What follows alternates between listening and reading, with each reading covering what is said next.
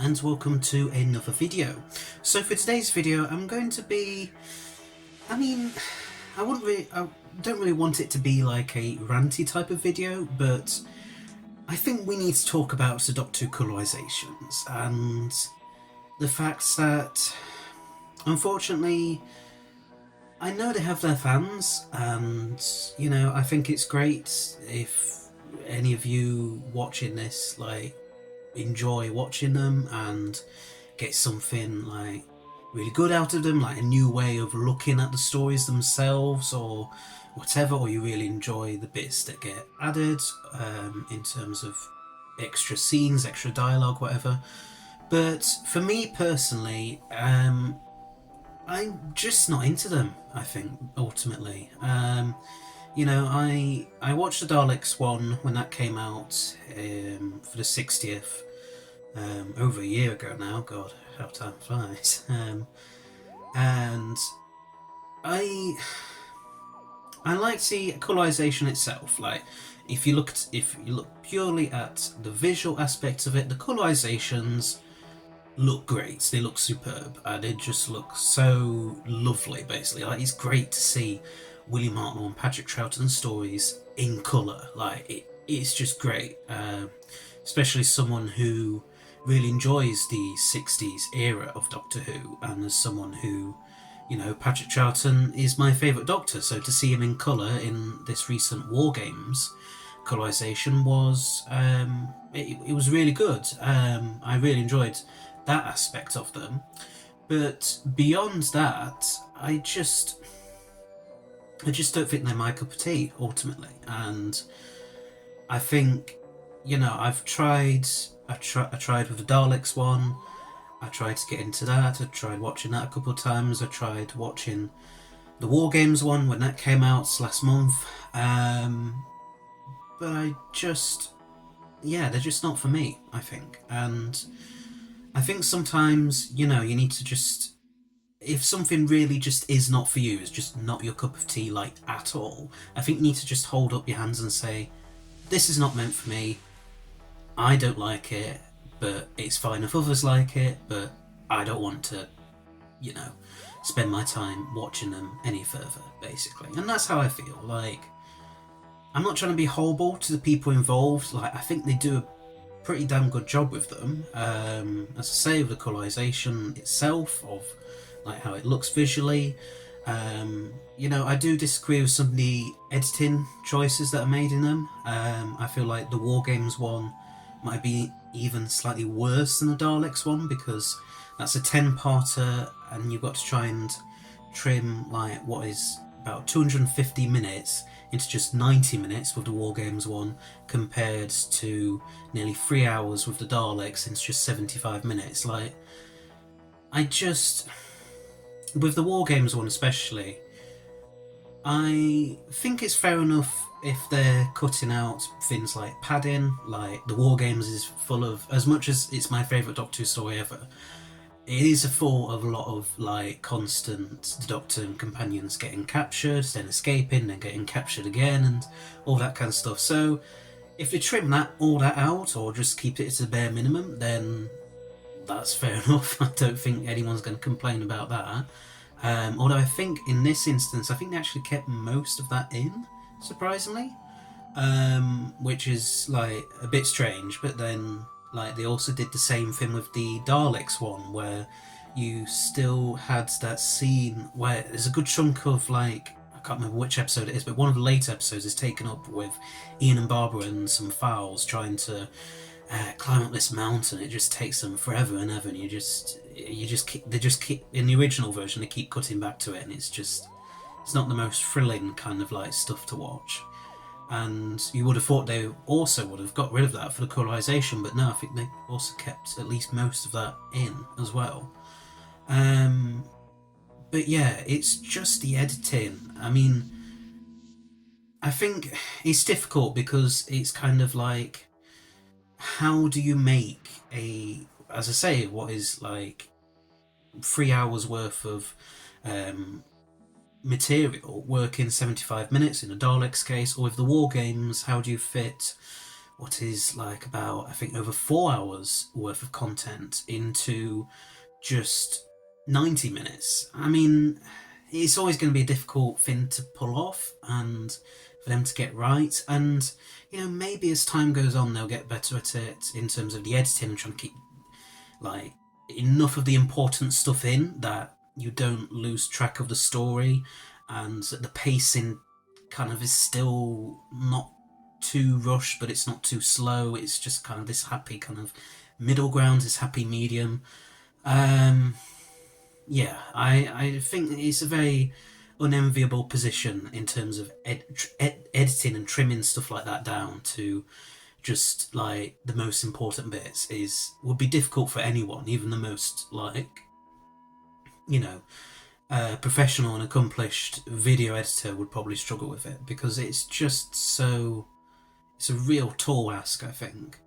But I think with the War Games one, it just wasn't coming together with the editing and pacing. Like there were important plot points which were just completely cut out, and you'd have characters such as the Mexican guy in it, the Mexican leader, would suddenly just appear out of nowhere. And obviously, with the original version, like you get his introduction, but in this colorization, he just appears, and you don't get much of a sense of why exactly he's there. The Resistance members kind of cut quite a big chunk of their kind of story out, and not really kind of kept a lot of the kind of main characters in that Resistance, like their main kind of not character plots, because that's probably a bit overly generous to the original story, but like yeah, just there's stuff that like you'd feel like they need to keep in, and it's just not there. And I think there's also an instance where the war chief himself, no, not the war chief, the warlord, sorry, I should say, Philip Maddox's character is kind of there for a scene or two in the colorization, and then he's just gone for ages. And obviously in the original version, I think he had more stuff to do, but in this colorization now, at least a scene or two with him in it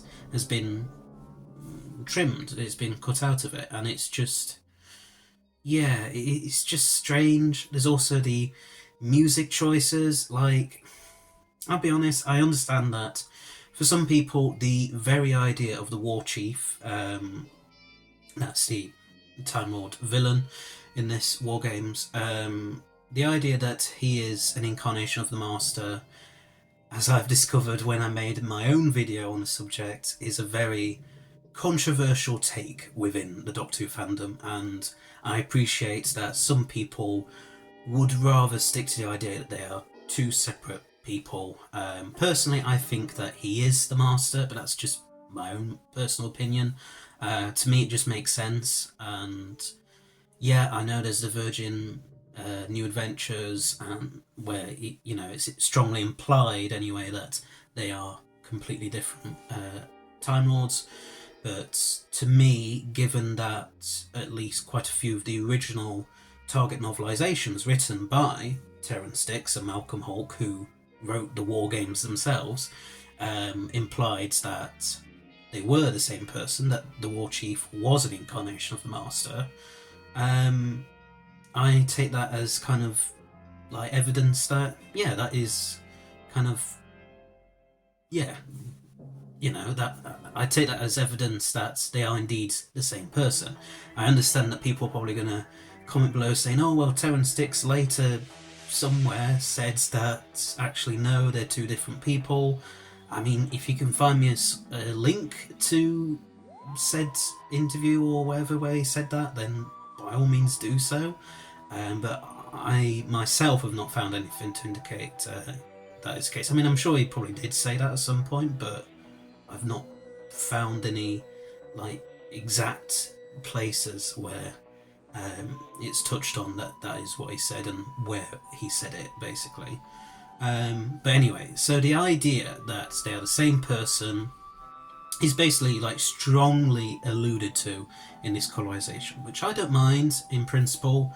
As I say, I personally am in favour of them being the same person, but I understand that not every fan is going to think like that, and you know, it's completely fine if like you prefer the Virgin Adventures idea that they are different, separate people.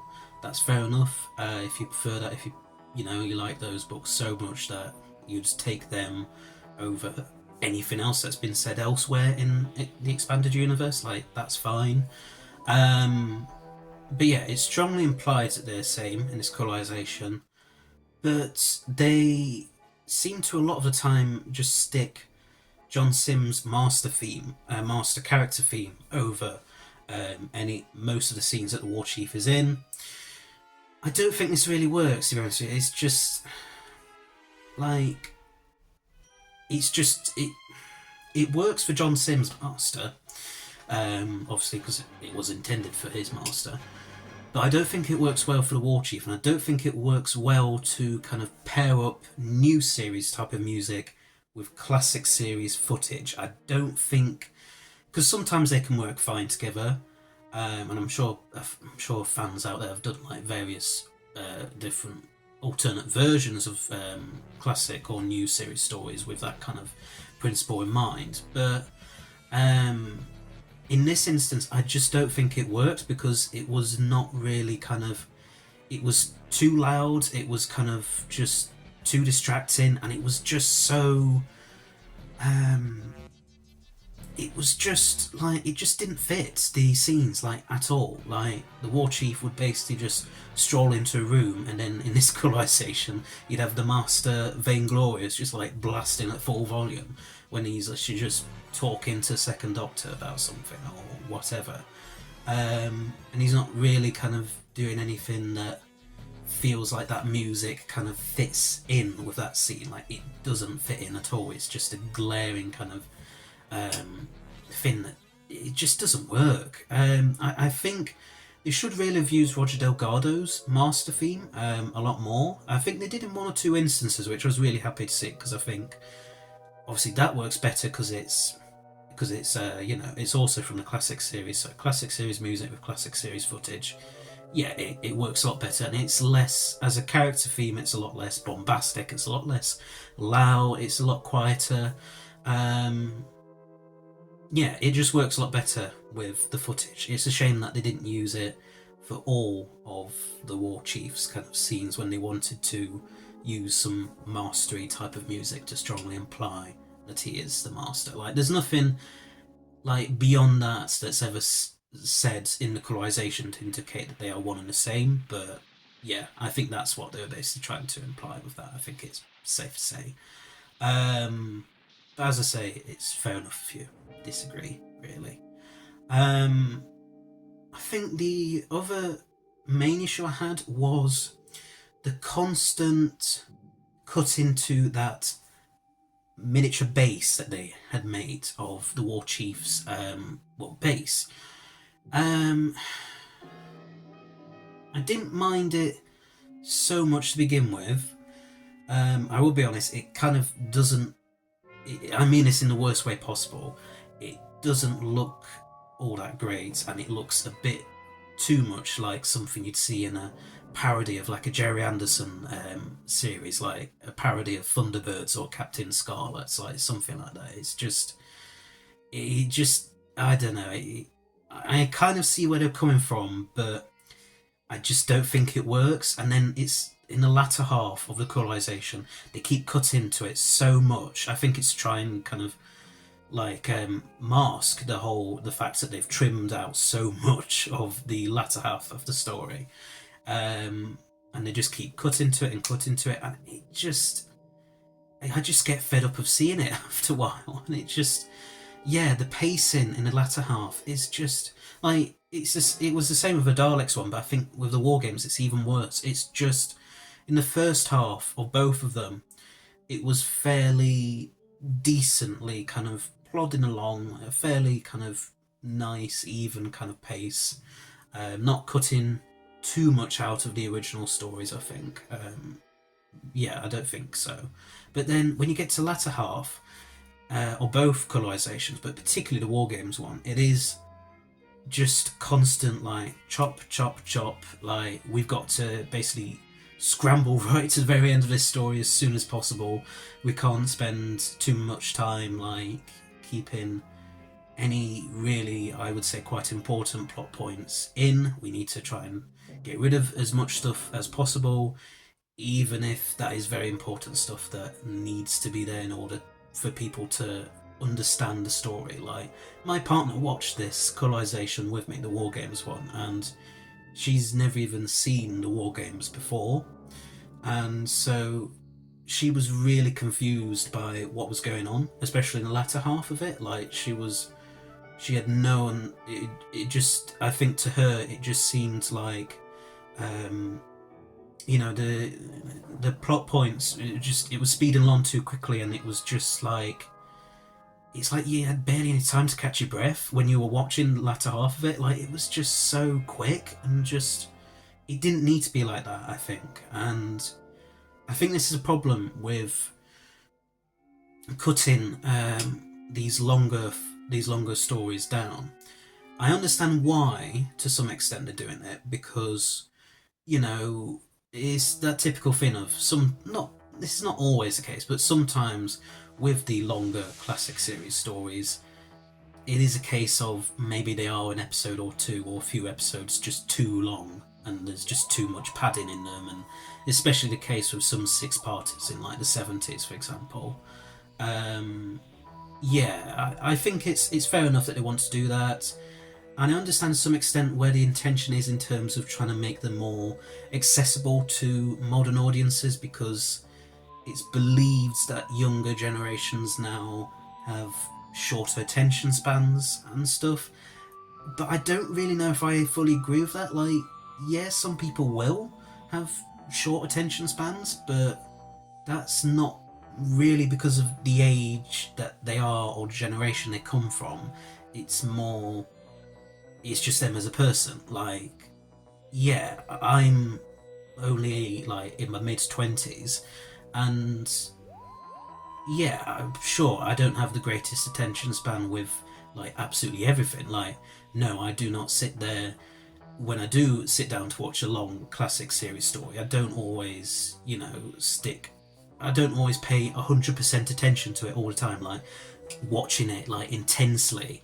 Um, yeah, I will get on with other stuff and do other stuff in the background whilst it plays on, but I don't think I'm alone in doing that. I think that regardless of how old you are, what generation you come from, I'm sure even older fans do that. Like just stick a longer, I should say, sorry, story on, and then just kind of have it more on in the background. It's not paying enough attention to it to understand what's going on, but not like almost examining it, like you kind of examine it under a microscope the entire time. Um, so I think it's done with the best intentions, and I don't think it's necessarily done to kind of offend or belittle a kind of younger generations. But I do feel like they fundamentally, there needs to be, I think, especially the editing side of things, there needs to be someone who is younger, is of a younger generation, and maybe at least my age, probably even younger, who comes into it, and they can kind of just, I suppose, advise on kind of how they think the editing should go and the pacing should go, in terms of like trying to appeal to supposedly shorter attention spans in today's youth. Like, yeah, it kind of is a thing, but it kind of isn't. Like, I feel like it's kind of been overblown a bit by people, and it feels like a bit condescending. I think, like unintentionally so. Like, it's done with the best of intentions, but it feels a bit condescending to just say, "Oh, you youngsters can't pay attention to anything for longer than like 60 seconds or 5 seconds." Like, that just isn't true. It's more just the person. It's not the generation or what age they are that matters. It's purely just depends on the person. I'm sure there's plenty of, you know, fans who are a bit younger like me, or even younger than me, who can pay pretty good attention to longer classic series stories.